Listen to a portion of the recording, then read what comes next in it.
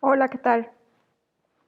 Bueno, pues bienvenidos. La sesión de hoy vamos a hablar sobre todo del idiolecto de Humberto Eco. Es un concepto que me parece muy interesante para nosotros que estamos haciendo investigación en artes visuales. Creo que es una aproximación que puede ser muy provechosa. Lo primero que nos dice en este texto Humberto Eco es que hay diferentes funciones en el lenguaje, una referencial que pretende denotar cosas reales. Por ejemplo, esto es una mesa, el emotivo provoca reacciones en el observador.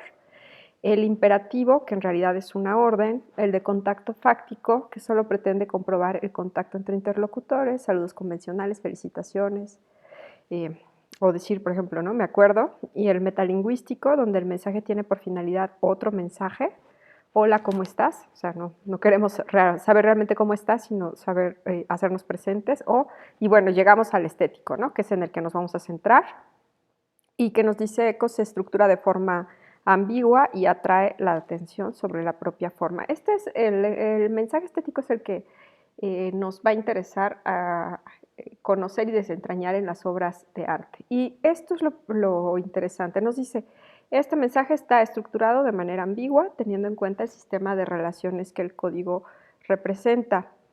Nos prepara para numerosas elecciones alternativas, aunque puede resultar reducido a puro desorden. Bueno, la ambigüedad productiva es la que despierta la atención y exige un esfuerzo de interpretación, permitiendo descubrir unas líneas o direcciones de descodificación y en un orden aparente y no casual, establecer un orden más equilibrado que el de los mensajes redundantes. Es decir, en la obra de arte sí tendríamos un trabajo sobre ciertos códigos, aunque estos van a resultar lo suficientemente ambiguos como para que el espectador se pregunte por ellos y reflexione. Y algo muy interesante, hace referencia a Eco, a la poética de Aristóteles, el argumento de procurar que suceda alguna cosa que nos sorprenda y que vaya más allá de lo previsible. Esa es la poética, ¿no? Que sea contrario a la opinión común, pero que, sin embargo, también debe ser verosímil, creíble, a pesar de ser ficticio. Es un mensaje como tal que está intencionado, que tiene un significado que se puede asociar con el contexto. La materia o los significantes no son arbitrarios, ¿no? Y la propia forma, la sustancia de la expresión tiene forma, es decir, la forma es la que nos va a dar también sentido. Y el mensaje puede abarcar varios niveles de realidad que van del físico, el denotado, el connotado, el psicológico. Y este ejemplo que nos da, que es muy interesante, I like Ike, nos dice es un ejemplo de paronomasia, similitud en el sonido de las palabras, pero que además tiene una función poética cuando vemos que el Ike el nombre se contiene en like, ¿no? Es decir, dice el sujeto amante está envuelto en el sujeto amado, ¿no? En esta palabra. Entonces, la propia forma de la palabra nos está remitiendo a algo poético. Este pequeño cuadro que me parece muy interesante porque además ya nos va dando, ¿no? ¿Cuál sería la estructura que tendríamos que, si quisiéramos aplicar un análisis de ideolecto en una obra de arte, esto sería la estructura que tendríamos que buscar, ¿no? En el nivel de los soportes físicos, que tiene que ver, bueno, en el lenguaje verbal, tonos, inflexiones, emisiones fonéticas y en el visual, colores, materiales. O sea, nos va a ir desentrañando cómo se van a analizar estos o cuáles serían los niveles que habría que analizar. Los elementos diferenciales, otra vez, ¿no? En un caso de texto, fonemas, igualdades y desigualdades, ritmos, métricas. Eh, si habláramos nosotros más bien de imagen, tendríamos que hablar en relaciones de posición, este, sí, quizás un poco más en términos de composición. Relaciones sintagmáticas, gramaticales, relaciones de posición otra vez, y proporción, perspectivas, escalas, intervalos, significados denotados, y es donde se va poniendo más interesante, el código y subcódigo específicos, estos bueno, significados denotados, a mí me gusta como asociar estos textos con las cosas que ya hemos visto. En realidad vamos a ver que esto que nos propone Eco no es tan distinto de lo que nos proponía, por ejemplo, Erwin Panofsky.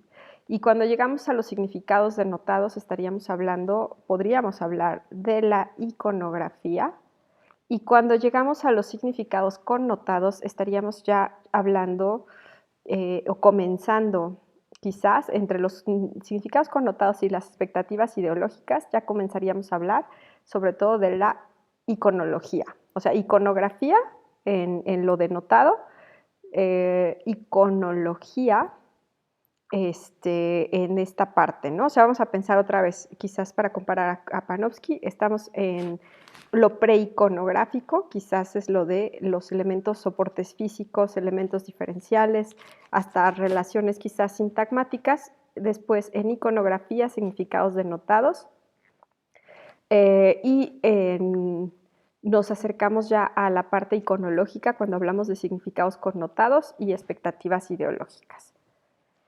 El idiolecto como tal le llama eco al código privado e individual del hablante o del artista, podríamos decir, y un idiolecto origina imitaciones, maneras, usanzas y normas nuevas.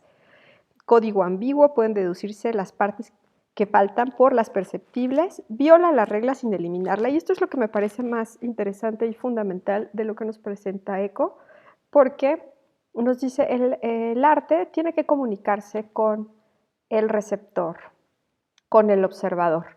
Y entonces por eso tiene que emplear los códigos que están inmersos en la cultura, pero también los va a trastocar y nos va a proponer algo nuevo dentro de ese horizonte. Si los trastoca demasiado, el mensaje se vuelve incomprensible. Entonces tiene que trabajar con la familiaridad y sin embargo tiene que hallar la manera de sorprendernos, ¿no? Como decíamos en esta poética de Aristóteles, de darnos algo nuevo, de dejarnos algo, presentarnos algo que nos inquiete. El idiolecto nos permite conocer una especie de diagrama estructural. Entonces, eso sería, el análisis estilístico busca desviaciones de la norma que no solo son licencias poéticas o creaciones individuales, sino el resultado de manipulaciones del material lingüístico disponible y utilizaciones hábiles de las posibilidades inherentes al lenguaje hablado. La mayoría de las soluciones expresivas son producto de transacciones entre miembros de un cuerpo social que indican matrices combinatorias convenidas aptas para reproducir variaciones individuales e inesperadas de un código reconocido, que es justo lo que decía.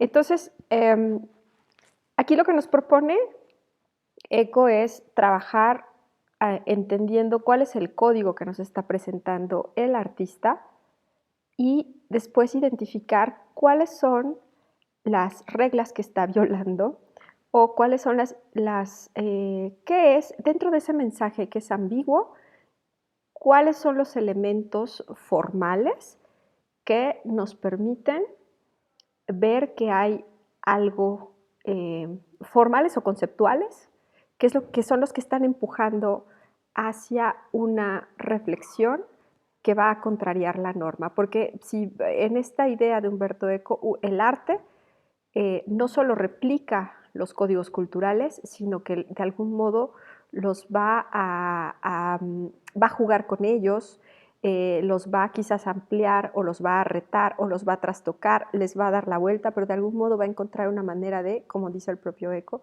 violarlos. Entonces, eso es lo que me parece interesante de Eco y esto es lo que habría que trabajar en términos de análisis de una pintura y ahorita vamos a pasar a el ejemplo de un análisis.